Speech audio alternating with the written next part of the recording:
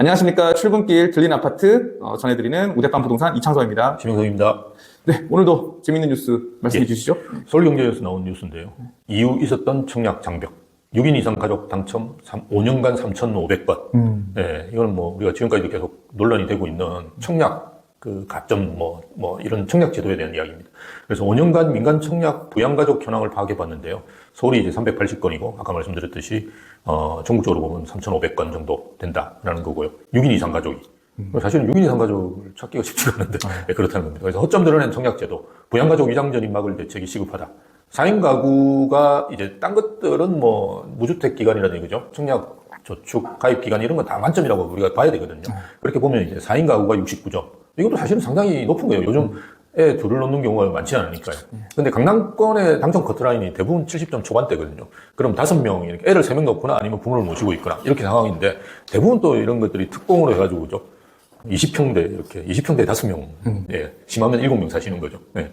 그래서 이게 문제가 있다 이래서 제가 이제 세대원 신용카드 사용 내역 등 조사도 하고 뭐 이렇게 하는데요. 뭐 이런 걸 강화할 필요가 있지 않느냐. 그래서 청약 가점제가 2007년도에 도입됐는데요. 그런 부분에서 뭔가 제도의 개선이 필요하지 않느냐. 뭐 이런 내용들이 예, 포함되어 있습니다. 예. 소장님 이거 뉴스 네. 이제 보시고 네. 개인적인 생각은 어떠세요? 저는 좀, 예, 우리 이창섭 대표나 이런 분들은 부양가족 수가 많지만, 저는 좀, 예, 부양가족 수 중에, 예, 저는 자녀 수만 그냥 포함하는 게 맞다. 예, 그래서 지금은 이제 부모까지 다 들어가거든요. 그래서 7명이라는 건 사실은 부모님까지 대부분 끼워 넣습니다. 그렇죠. 예, 둘이 하고, 그 다음에 뭐 3명 정도 자식 있으면 7명이 되잖아요. 그렇게 하는데, 저는 부모 모시고 산다. 이거는 전혀 현실성 없다고 봐요. 왜냐하면 20평은 많이 안 되거든요, 일단. 아니, 가깝게 지내시고 싶으신가 보죠. 무슨 뭐 거실에 이렇게 뚝뚝뚝 떨어져가지고 자는 것도 아니고 방 3개 많이 있어도 방 3개고 그 방이 20평대 방을 가보면 되게 적습니다, 아시다시피. 그런 데에서 7가족이 산다. 부모는 또 한 세대거든요, 사실은. 그래서 현실적이지는 않다. 그래서 저는 부양가족 수에서 부모는 아예 빼는 게 낫다.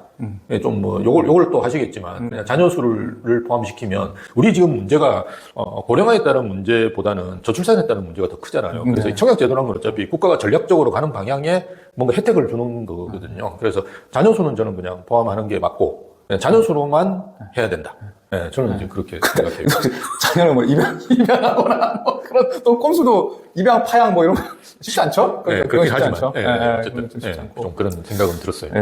예. 근데 이제 저는 그러니까 막 오롯이 그냥 뭐 제 개인적으로만 네. 보면은 저는 이 6인 이상 네. 뉴스를 보면서 네. 나는 진짜 6인 이상인데?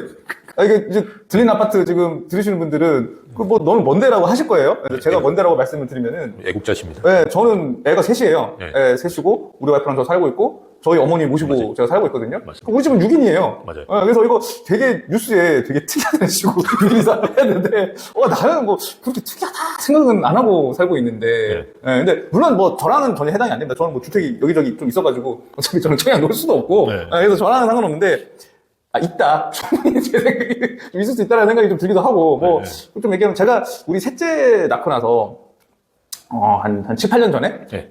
제가 이제 그 카니발을 이제 몰았었어요. 카니발 네, 9인승. 네. 9인승을 그 정도 하셔야 될 몰았는데. 것 같은데. 예? 그 정도 있어야 될 것 같아요. 그럼요. 그렇게 했는데, 그때는 어머니랑 이제 가족여행을 좀 많이 갔었어요. 지금 이제 많이 안 다니는데, 그러다 보면은 이제 경부고속도로 이제 버스 전용 차선을 가지 않습니까? 네. 우리 6명이 타고 있잖아요.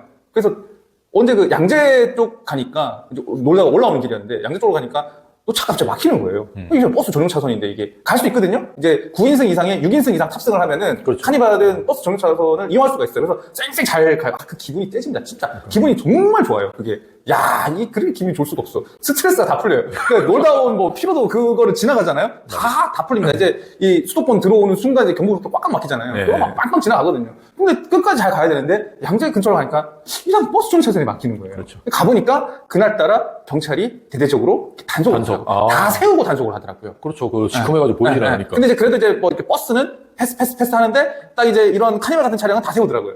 다 세우고 다 걸려요. 앞에 뭐 잔뜩 걸렸어요. 그렇죠. 보니까. 근데 이제 의자 딱 세우니까 네. 창문 내려보세요. 어이구. 진짜네요. 이거 진짜 여성이네요. 아이고, 우리 진짜 여성입니다. 똑같은 말씀하셨어요. 진짜 애국자시네요. 새까맣기 때문에 그냥 모르고. 모르고 이제 하는데, 그래서, 저는 당당하게. 또 지나니까 쑥 갔죠. 뭐 아파트 당첨 얘기하다가, 저 카니발 얘기를 했는데, 6일 이상 타고 다니셔야 돼요. 6일 이상 타고 다니셔야 되고. 하여튼 뭐, 그렇습니다. 저는, 근데 방금 소장님 말씀하신 대로, 제일 정확한 거는 맞는 것 같아요. 부모님이 위장 전입으로 충분히 올 수 있는 거니까. 사실 위장 전입은 밝혀내기가 상당히 힘들거든요. 그렇죠. 이게 뭐 가능하지가 않아요. 뭐 이게 뭡니까 카드 사용 뭐 이런 거 하는데요. 그 대부분 보면 위장 전입 하는 분은 주변에 살아요. 주변에 살아요. 그래서 카드 사용 내역이라든지 이런 거 조사한다고 해서 거의 뭐 안 됩니다. 거의 안 되니까 이걸 조사하는 것보다는 뭔가 이제 청약 가점제 같은 거를 좀 손볼 필요는 있지 않을까. 왜냐면 2007년도에 도입됐으니까요. 그리고 그 당시하고 지금은 거의 한 20년 지났으니까요. 우리가 저출산 문제가 훨씬 더 심각한 상황이니까 뭐 그에 따라서 뭘 하든지 여기 기사에서도 그런 내용이 나와요. 이를테면 부모와 자녀 수를 분리해서 계산해라. 그래서 부모는 좀 가점을 적게 주고 좀 자녀는 많이 주고 뭐. 부모를 뺀다 그러면 또 우리 노인회에서 또 난리 날 거고 그런 거 하면 또 흥분하시거든요. 그러니까 분리해서 좀 가점을 좀 다르게 한다든지 그죠? 이런 식으로 좀 하고 그리고 지금 뭐 어쨌든 무주택 기간이라든지 청약저축 가입 기간 이런 거는 사실 대부분 다 만점이잖아요. 그렇죠.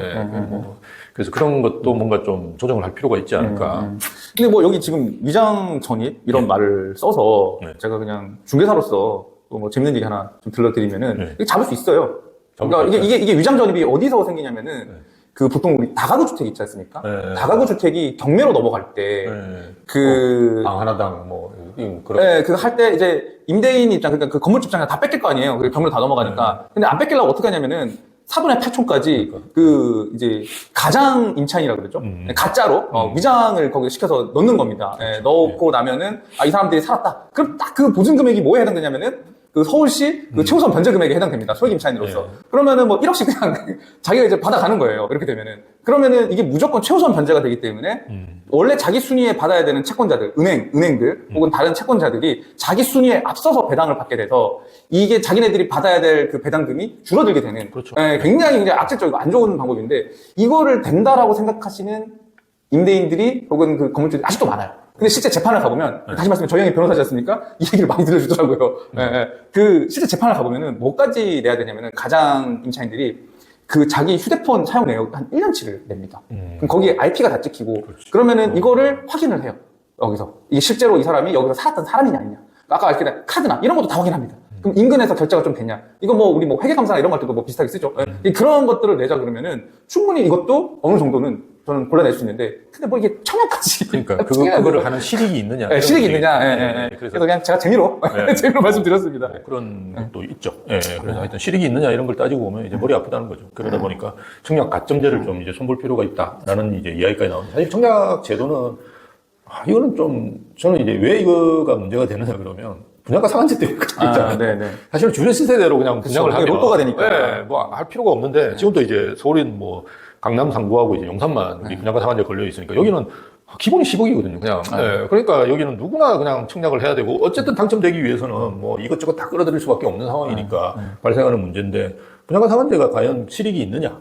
그 당첨된 한두 사람만 혜택을 보는 건데, 그게 무슨 실익이 있냐는 거예요, 사회적 편익이. 전혀 없고, 오히려 이제 높은 가격을 해서 정부에서 뭐 이를테면 그 분양가 상한 금액하고 시세하고 차이 같은 거를 정부에서 뭐 주택기금으로 가져간다든지 오히려 그런 채권 발행을 한다든지 이런 게 오히려 더 도움이 되지. 근데 이게 분양가 상한제를 하는 것 자체가 예전에 이제 신축 아파트들이 주변 아파트 시세 끌어올리기 때문에 사실 이런 거를 뭐 했다라는 게 큰게 있는데 지금 사실 뭐 전혀 이런 효과가 없지 않습니까 이게? 그러니까 예전에는 우리가 일기 신도시 할 때는 일기 신도시에 분양되는 양이 전체 우리나라 전국 재고주택의 한 30%였대요. 그러니까 이게 끌어올릴 수 있는 거예요.